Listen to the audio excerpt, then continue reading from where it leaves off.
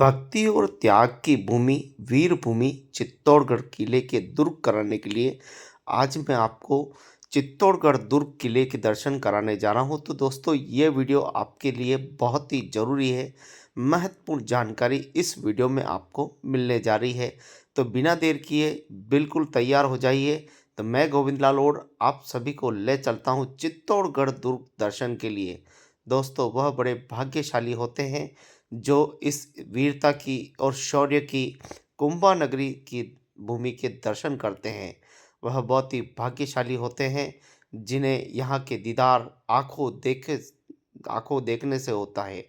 आप भी एक बार इस वीरता की भूमि, इस शौर्य की भूमि पर अवश्य पधारें और आप देखें कि यहाँ किस प्रकार से उस समय का जो बनावट है, जिस समय की शिल्प कला और ये बड़ी-बड़ी प्राचीन दीवारें बिना किसी कंक्रीट, बिना किसी सीमेंट के बनी हुई है, जो हज़ारों वर्षों से आज भी स्थिर है, टूटने का नाम नहीं लेती है। वहीं आज के हमारे भ्रष्टाचार में बनी हुई दीवारें कुछ ही सालों में टूट जाती हैं, बड़े-बड़े ब्रिज टूट जाते हैं, लेकिन हज़ारों वर्ष पुरानी यह दीवारें जो कहते हैं कि मौर्य शासन में चित्रांगद नाम के किसी राजा ने इस किले का निर्माण करवाया था, उसी के नाम से चित्तौड़गढ़ शायद कहते हैं। इतिहास के पन्नों में चित्तौड़ का बहुत ही प्राचीनतम इतिहास रहा है। हज़ारों वर्षों से चित्तौड़ को जीतने की चाहत हर किसी ने बाहरी आक्रमण किया और जीतने की चाहत रखी। हज़ारों बार कहते हैं कि आक्रमण हुए, लेकिन चित्तौड़ किला आज भी भारत की आन बान और शान है। इसीलिए कहते हैं कि किले में किला चित्तौड़गढ़, बाकी सब गड़ैया। चित्तौड़गढ़ बहुत पुराना और प्राचीनतम दुर्ग है। महाराणा कुंभा ने जब महाराणा कुंभा ने यहाँ पर विजय स्तंभ का निर्माण करवाया। आप जानते हैं कि चित्तौड़ मेवाड़ के इतिहास में सबसे पुराना और प्राचीनतम किला है। यहाँ आप देखें कि धरती के तल से कई फीट ऊपर आपको एक से बढ़कर एक यहाँ पर सरोवर मिलेगी। आपको यहाँ पर वो हैरत अंगेज में डाल देने वाली आपको यहाँ शिव भगवान महादेव का मंदिर के कुंड मिलेंगे, जहाँ पानी आता हुआ 12 महीने, चाहे गर्मी हो, सर्दी हो, वर्षा हो, 12 मास आपको पानी यहाँ पर देखने को मिलेगा। ऐसी कई हैरत अंगेज है उस ज़माने की शिल्प कला का अद्भुत नमूना है, जो आप चित्तौड़गढ़ के इस किले पर देख सकते हैं। चित्तौड़गढ़ पर कई प्रकार के पेड़ पौधे आपको मिलेंगे, लेकिन सबसे ज़्यादा यहाँ सीताफल आपको सबसे ज़्यादा मिलेंगे। और सीताफल इसलिए सुरक्षित है क्योंकि सीताफल को बंदर बिल्कुल नहीं खाते, इसलिए यहाँ सीताफल बिल्कुल खेती की तरह किए जाते हैं।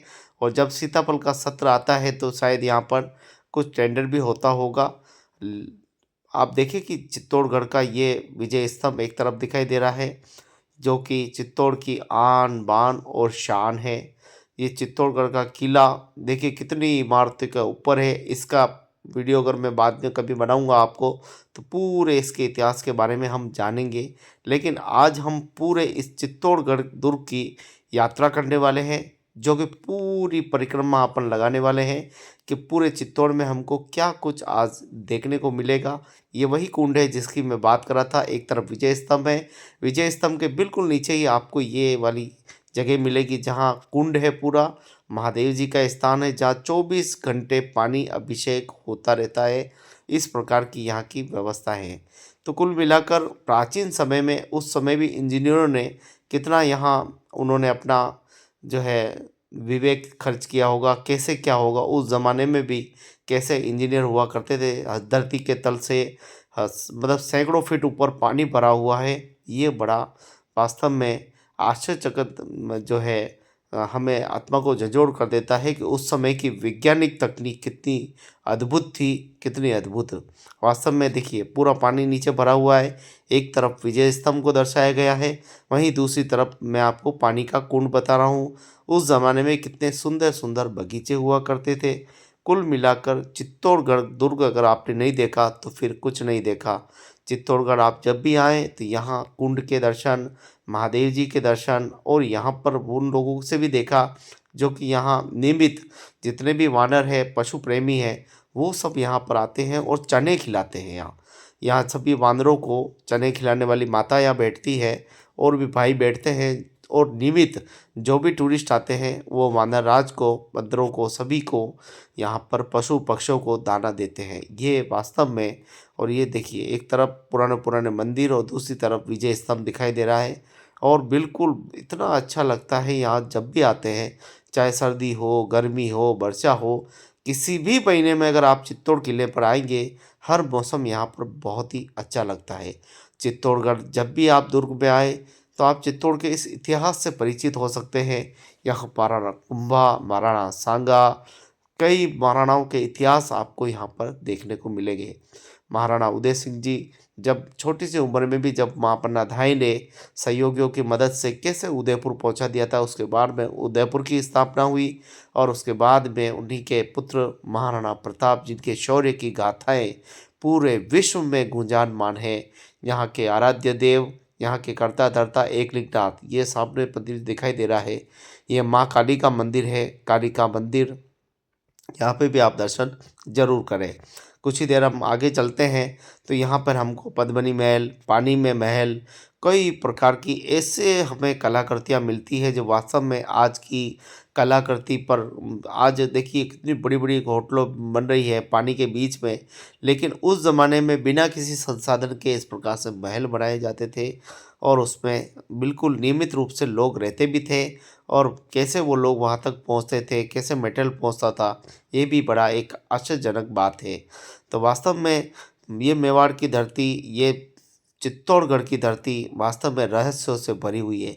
तो जैसा कि हम बता रहा था कि आज हम पूरे चक्कर लगाएंगे और देखने की कोशिश करेंगे कि हमें चित्तौड़गढ़ के इस दुर्ग में क्या क्या देखने को मिलता है। तो बिल्कुल इस वीडियो के अंत तक बने रहिए। आपको वास्तव में आज के इस वीडियो में बहुत ही इंटरेस्टिंग जो है हर एक खबर मिलने वाली है, तो आप बने रहिए। ये चित्तौड़गढ़ का पिछला हिस्से होते हुए हम आज जैन मंदिर, जैन तीर्थ जो है, जैन स्तंभ जो है वहाँ पे भी हम चलेंगे। यानी हम ये देखें कि मौर्य काल में जब महाराज चंद्रगुप्त मौर्य और हमारे सम्राट अशोक ने के कार्यकाल में जब जैन धर्म भी धीरे धीरे जो है बढ़ रहा था, उस समय किस प्रकार से यहाँ जैन स्तंभ भी यहाँ पे आगे हमको देखने को मिलेगा। पीछे ये पूरा पीछे वाला गांव है जो मैं देख रहा था, नज़ारा आपके बिल्कुल सामने है। और किस प्रकार से चित्तौड़गढ़, तो ये देखिए एक तरफ आप देखिए एक महादेव जी को, देखो पहाड़ों से पानी निकल के महादेव जी को 24 घंटे अभिषेक होता रहता है। वहीं दूसरी ओर चित्तौड़ का अब छोटे बड़े कितने ही बार आक्रमण हुए, कई लोगों ने चित्तौड़गढ़ के किले को क्षति पहुंचाई है। हम खिलजी के बारे में पढ़ते हैं, बाबर के बारे में पढ़ते हैं, हम हुणों के बारे में पढ़ते हैं, कई सारे आक्रमण हुए थे। लेकिन चित्तौड़गढ़ का किला वीरता की वो ताकत है, न झुका न कभी रुका, हमेशा चित्तौड़गढ़ स्तंभ रहा, विजय स्तंभ की तरह यह विजय होता रहा। मेवाड़ की धरती पर महाराणाओं ने बहुत बड़ा योगदान दिया है और वो जौहर भी आपको याद होगा, जहाँ पद्मिनी जौहर के नाम से चित्तौड़ पर आज भी हम जानते हैं, जहाँ कई फिल्में, कई नाटक, कई सारे हमको देखने को मिलते हैं। तो कुल मिलाकर ये पूरे चित्तौड़ का लगभग 15 से 16 किलोमीटर का जो है पूरा जो सफ़र है, आज हमने 12 मिनट की इस वीडियो में पूरा कर लिया। देखिए कैसे मंदिर यहाँ पर है, एक तरफ मंदिर का दृश्य, दूसरी तरफ कुंड का दर्शन, महादेव जी के दर्शन, एक ही वीडियो में आप हर एक जानकारी मेरे साथ साझा कर रहे हैं, देख रहे हैं। अगर आपने चित्तौड़ नहीं देखा तो फिर कुछ नहीं देखा। महाराणा कुंभा ने जिस प्रकार से चित्तौड़ के दुर्ग को फिर संवारा, सजाया और अनेकों काम ऐसे किए जिससे कि आज पूरे विश्व के लोग यहाँ पर देखने आए। तो यहाँ पहुँच चुके, ये कीर्ति स्तंभ है जो कि जैन धर्म की शैली का पूरा बना हुआ है, जैन तीर्थकार के नाम से है।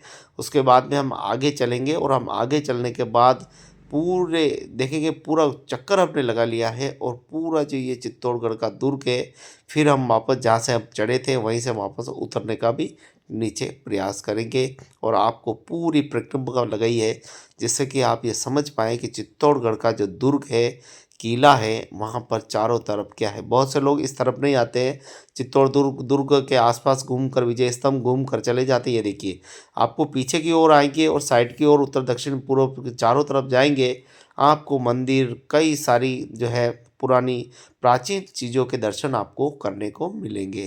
तो दोस्तों, चित्तौड़गढ़ के बारे में आप क्या सोचते हैं और आपको कौन-सी बात चित्तौड़गढ़ की बहुत अच्छी लगती है? तो इस बात को कमेंट्स बॉक्स में ज़रूर बताएँ। चित्तौड़गढ़ अगर नहीं देखा है तो एक बार चित्तौड़गढ़ के दर्शन अवश्य करें। चित्तौड़गढ़ वह दुर्ग है जो मेवाड़ की आन बान और शान है। और जब वीर शिरोमणि महाराणा प्रताप का जब शासन आया था, तो महाराणा प्रताप का जन्म भले ही कुंभलगढ़ में हुआ हो, लेकिन चित्तौड़ में उनका हमेशा प्रभाव रहा। चित्तौड़गढ़ जो है, चित्तौड़गढ़ के आसपास जब मुगलों का आक्रमण हो रहा था, तब भी वीर शिरोमणि महाराणा प्रताप ने बहुत ही पुरजोर अकबर की पूरी फौज का सामना किया था। इसीलिए मेवाड़ की ये धरती राणा कुंभा, राणा सांगा और महाराणा प्रताप, उदय सिंह जी और महाराणा राज सिंह जी और हमारे मेवाड़ के अंतिम शासक महाराणा भूपाल सिंह जी, उन सबको हम याद करते हैं। उनके चरणों में शीश नवाकर हम उनको प्रणाम करते हैं। इन इन सभी जितने भी राजा हैं, सभी ने अपने अपने कार्यकाल में, राजा महाराजाओं ने कुछ न कुछ मानव जाति को समर्पित किया है। वीरता की निशानी महाराणा प्रताप, राणा कुंभा, राणा सांगा छोड़ गए और दया, दान, धर्म का पाठ हमें महाराणा भूपाल सिंह जी समझा गए। धर्म की रक्षा और धर्म ही रक्षक की पाठ हमें महाराणा राज सिंह जी ने सिखाया। मंदिरों का निर्माण, ठाकुर जी के मंदिरों का निर्माण, भगवान सावरिया सेठ के मंदिर का निर्माण, जैसे कई बड़े मंदिर, द्वारिकाधीश के मंदिर महाराणा राज सिंह जी के कार्यकाल में बड़ी संख्या में बने। तो दोस्तों, कैसी लगी आपको मेवाड़ की ये धरती? एक बार कमेंट्स बॉक्स में जय महाराणा प्रताप, जय मेवाड़ ज़रूर लिखें। अगर आपने चित्तौड़गढ़ दुर्ग को नहीं देखा है तो एक बार चित्तौड़गढ़ दुर्ग अवश्य पधारें और मेवाड़ के इतिहास से आप ज़रूर परिचय हो। आप सभी पर माँ काली की कृपा बनी रहे। आप सभी को गोविंद लाल ओड का मेवाड़ से प्यार भरा नमस्कार। जय हिंद।